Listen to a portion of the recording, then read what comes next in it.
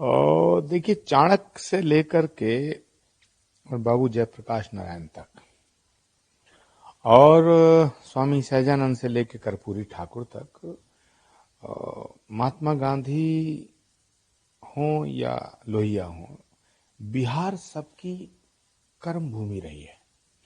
बिहार क्रांति की धरती है और बिहार भारत की आत्मा है। भारत की आत्मा है बिहार। बिहार की जनता देश को तोड़ने वालों का समर्थन नहीं कर सकती। इसलिए जो राहुल गांधी, तेजस्वी यादव, ये सब गमले में उगे हुए पौधे हैं। ये बिहार की जनता का सम्मान क्या करेंगे? ये छठ मैया का सम्मान नहीं करना जानते। तो बिहार की जनता देश तोड़ने वालों का समर्थन नहीं कर सकती। बिहार की जनता राष्ट्र के प्रति जीवन को समर्पित करने वाले नरेंद्र मोदी जी का समर्थन करेगी, मेरा पूरा विश्वास है। लेकिन गुरु जी, जिस तरह के बयान आ रहे हैं गठबंधन के, कह रहे हैं कि 2/3 बहुमत से हम जीतने जा रहे हैं, काफी ज्यादा। और 2014 में भी यही कहते थे, 2019 में भी यही कहते थे, 2024 में भी यही कहते थे। और जब हरियाणा का चुनाव हुआ तब भी ये कहते थे हमारी सरकार बनेगी। महाराष्ट्र का हुआ तब भी कहते थे हमारी सरकार बनेगी। उत्तराखंड में जहां हम खड़े, हरिद्वार की पावन धरा पर, गंगा के पावन तट पर, यहां भी कहते थे कि हमारी सरकार बनेगी। दिल बहलाने के लिए गालिब ये ख्याल अच्छा है। SIR को लेकर एक तरह का जो भ्रम को फैला जा रहा है, ममता बनर्जी ने भी कहा है बिहार में। देखिए, SIR जो है ये घुसपैठियों के खिलाफ एक कानून बना है या एक घोषणा हुई है, लेकिन विपक्ष के नेता सोच रहे हैं जैसे उनके रिश्तेदारों के खिलाफ कार्रवाई हो रही है। तो ये जो विपक्ष है, इसको ये फैसला करना पड़ेगा कि ये भारत के साथ है या देश के दुश्मनों के साथ है या घुसपैठियों के साथ है। भाई, कार्रवाई का फैसला, कार्रवाई की जो घोषणा है, SIR क्या है? जो देश का नागरिक नहीं है उसे देश में रहने का और वोट करने का अधिकार नहीं होना चाहिए। तो अगर इसकी घोषणा होती है तो ये क्यों बिलबिला रहे हैं? ये घुसपैठिए इनके रिश्तेदार हैं क्या? विपक्ष के नेता इस तरह की बातें कर रहे हैं जैसे ये घुसपैठियों के रिश्तेदार हों। ये बड़ा दुर्भाग्यपूर्ण है। उप मुख्यमंत्री है, रिजेक्ट हुआ चुनाव, उनके हमले काफिले पर हमला हुआ, उसको कैसे देखिए, ये जो रीजनल पार्टियां हैं जिसमें खासतौर से RJD है, TMC है, ये समाजवादी पार्टी है, ये पार्टियां डिप्टी चीफ मिनिस्टर नहीं, ये तो चीफ मिनिस्टर के ऊपर भी हमला कर सकते हैं। ये लोग तो भारत के प्रधानमंत्री पे हमला कर सकते हैं। ये सब अराजकतावादी शक्तियों के समर्थक हैं। This is most unfortunate for this country.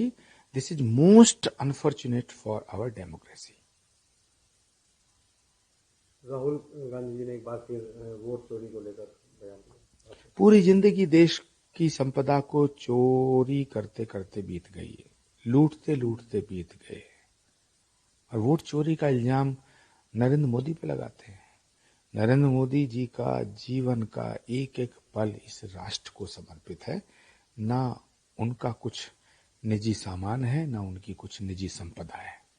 सत्ता के सिंहासन पर बैठ के ये देश को लूटना चाहते हैं। कभी कहते हैं राफेल में चोरी हुई, कभी कहते हैं वोट चोरी हुई, कभी कहते हैं कि साहब जो अडानी ने चोरी कर ली, कभी कहते हैं अंबानी ने चोरी कर ली, कभी कहते हैं संसद खराब है। तो बेसिकली इनका जो विश्वास है वो भारतीय लोकतंत्र और भारत के संविधान में नहीं है, भारत की संसद में नहीं है, भारत की सर्वोच्च अदालत में नहीं है, सनातन में नहीं है। ये सनातन विरोधी लोग हैं।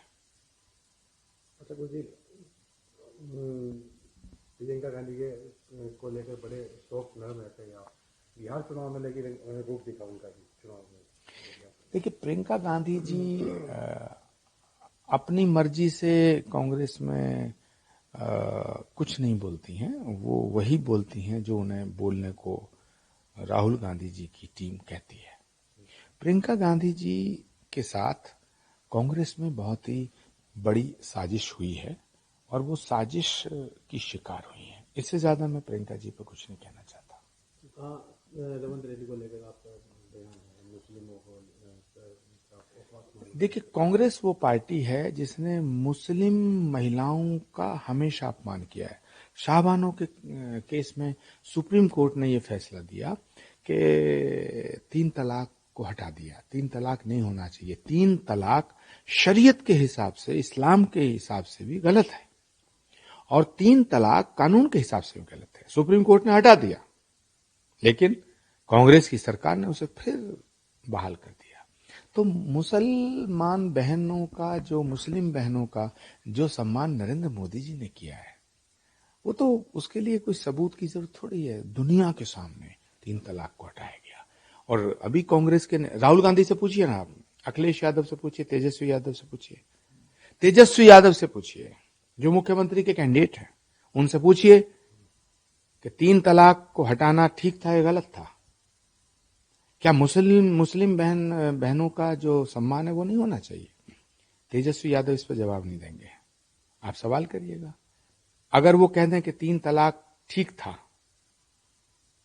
अगर वो कहें कि 3 तलाक गलत था, मुझे पूरा भरोसा वो कहेंगे कि इस पे मेरी कोई टिप्पणी नहीं है, क्योंकि मुसलमान महिलाओं का, मुस्लिम बहनों का वोट चाहिए इनको, जबकि पूरे देश की मुस्लिम बहनें मैक्सिमम नरेंद्र मोदी जी के फैसले के साथ है।